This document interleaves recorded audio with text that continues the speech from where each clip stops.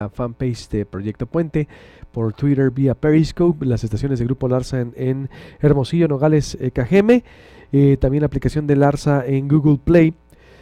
Muchos comentarios, mucha interacción esta mañana, Javier García. ¿Y qué pasa? Bienvenidos a la segunda hora. ¿Qué pasa con los territorios despojados por México, ayaquis y otras etnias que habitaban esos territorios? Me dice Jesús Hernández, pregúntale si puede ser antes de junio para esperarme y no pagar los boletos de Roger Waters en dólares. Marco Johnson, si el río suena es porque agua lleva. Contactar al senador Patricio Martínez de Chihuahua, tiene un tema relacionado con los límites de la frontera, sí, también. JM en la transmisión de Facebook Live, saludos, interesante tema, sí. A ver, ¿se puede? Porque esto me recuerda al colonialismo europeo. ¿Qué no han hecho las naciones a la hora de conquistar territorios? ¿Qué no hicieron con los indígenas? Exacto, ¿qué no se ha hecho a la hora de ocupar territorios? Guillermo Handam Castro, abogado que lleva la defensa para la recuperación de territorios como Arizona, Nuevo México, 2 estados me dice que son propiedad del gobierno mexicano, como una forma de presión contra el trumpismo para que le baje 3 rayitas. Guillermo, ¿qué es lo que seguiría al respecto? ¿Como una demanda, dices, a manera internacional? Sí, mire, son 2 cuestiones. Primero, nosotros hicimos una demanda de nulidad. Esto hay que presentarlo a la Corte Internacional de Justicia, pero el único que está autorizado a presentar esto en términos de la legislación, tanto de la Carta de las Naciones Unidas como el reglamento, estatuto y el manual de la Corte Internacional de Justicia, es el presidente de México. Por eso nosotros pensamos acudir en unas semanas a Palacio Nacional, ejercitando el derecho de petición, a presentarle la demanda y decirle: señor presidente, pues si en algo le sirve, aquí tiene usted el proyecto de demanda, y bueno, ya el señor tendrá que pues decidir lo conducente, evidentemente con una respuesta fundando y motivando la causa de su decisión. Pero hay varias cuestiones importantes en relación a este tema. Hemos visto que el muro que hay que levantar en contra de Trump es el muro de la legalidad, es el muro del derecho. Habrá que recordar que el decreto migratorio de los musulmanes fue obstaculizado jurídicamente por un juez valiente y conocedor del derecho en Estados Unidos y por el Tribunal de Apelación respectivo. Y esa misma lucha que se da en el interior de Estados Unidos habrá que darla internacionalmente. El señor Trump está violando muchísimos pactos internacionales, está violando la Carta de las Naciones Unidas, está violando lo que se le pone enfrente. Entonces hay que establecerle un dique y decirle: oiga, pues usted como presidente de Estados Unidos, pues no nada más goza de privilegios y derechos, usted también tiene obligaciones internacionales que cumplir y que respetar. La Carta de las Naciones Unidas habla de suprimir actos de agresión, habla de luchar por los principios de justicia y del derecho internacional, habla de fomentar entre las naciones relaciones de amistad, de fortalecer la paz universal y de fortalecer el respeto a los derechos humanos. O sea, el señor habrá que leerle los artículos 1, 2, 3, 6 y 13, principalmente de la Carta de las Naciones Unidas. Entonces, un mensaje para los migrantes es que estamos muy convencidos de que tenemos el derecho y el cobijo del derecho internacional, y aparte la simpatía del 80%, 90% de todos los países del mundo.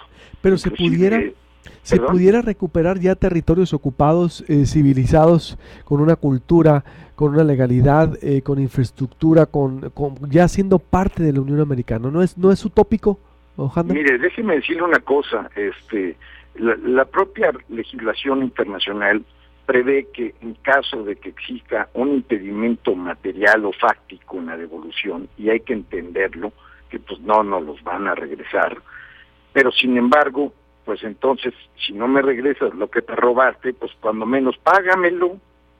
Uh-huh. Tiene 168 años explotando un suelo y un subsuelo que no te pertenece. Vamos a hacer cuentas, señor Trump. Aquí las cuentas son muy grandes. O sea, no estamos hablando de que le vamos a pagar, que no tenemos ninguna obligación de pagar el dichoso muro ese de los 20,000 millones de dólares. No, señor Trump, vamos a hacer las cuentas. Usted nos debe muchísimo dinero, una cantidad incalculable de dinero. ¿Y sería a través de una demanda solo del Estado mexicano o ustedes como sociedad civil lo pueden hacer? Porque veo que anda Cuauhtémoc Cárdenas contigo en este movimiento. Mire, el ingeniero es amigo personal y me ha escuchado cerca de 30 años y nos hemos juntado en cantidad de ocasiones y él me ha dicho, a ver, Guillermo, explícame todos los convenios internacionales que Trump ha desconocido, explícame cómo está la situación jurídica, explícame por favor. Entonces, pues el ingeniero, la verdad es que siempre ha tenido el tiempo necesario para la patria y para sus conmociones, porque estamos viviendo en una época de angustia y de conmoción, y él, pues afortunadamente nos ha dado su apoyo. Él habrá que considerar que ya no tiene nada que ver con ningún partido, y le pediría yo, y me tomaría el atrevimiento de decir que el día de la marcha, por favor, están desinvitados todos los políticos. Claro.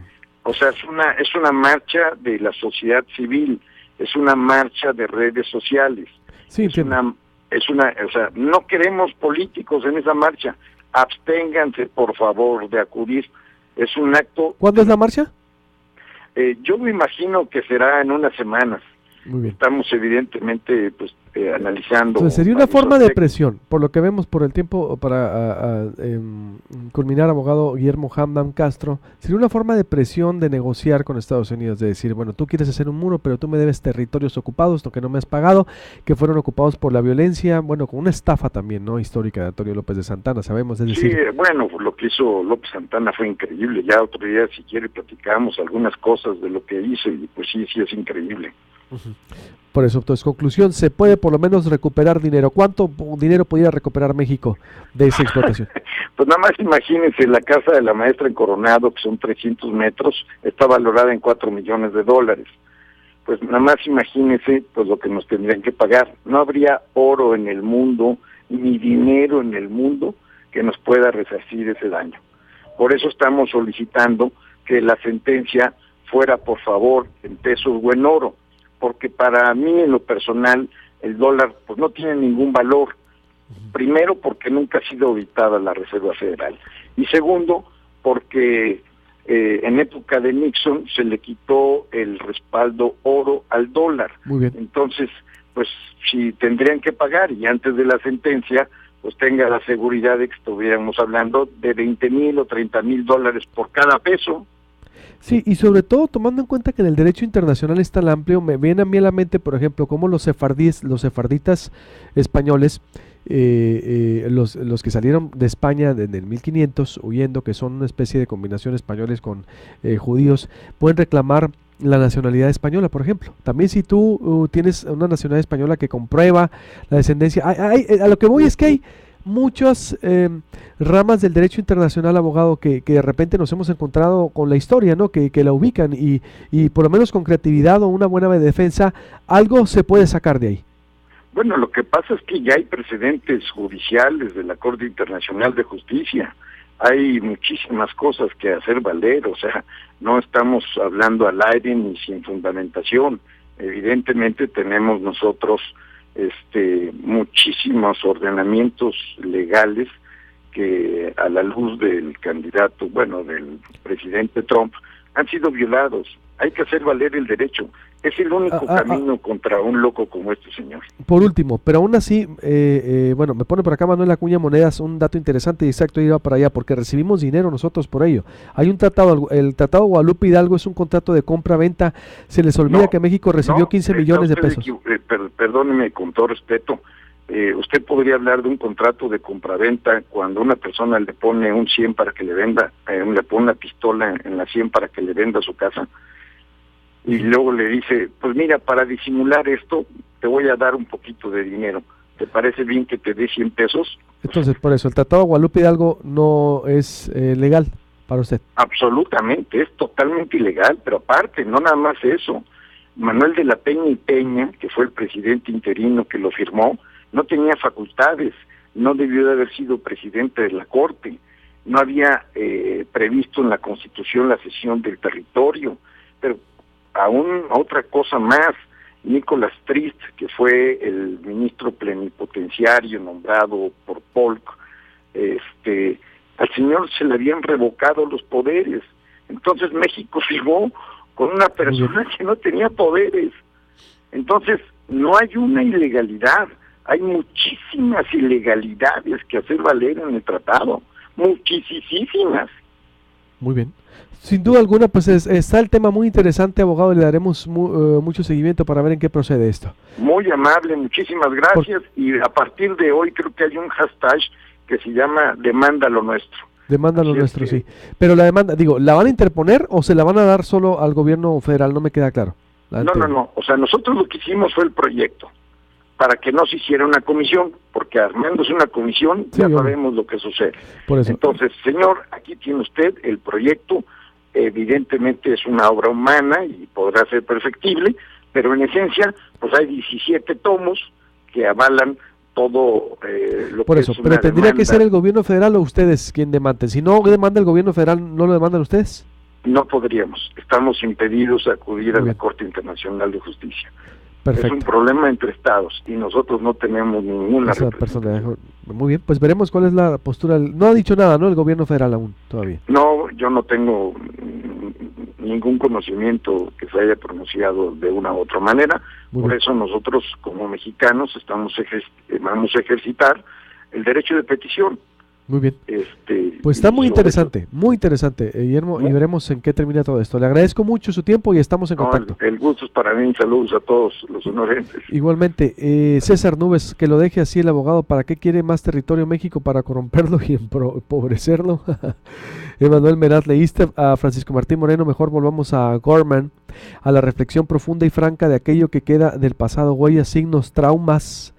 Oscar Flores, no me imagino la SCT dando mantenimiento al Golden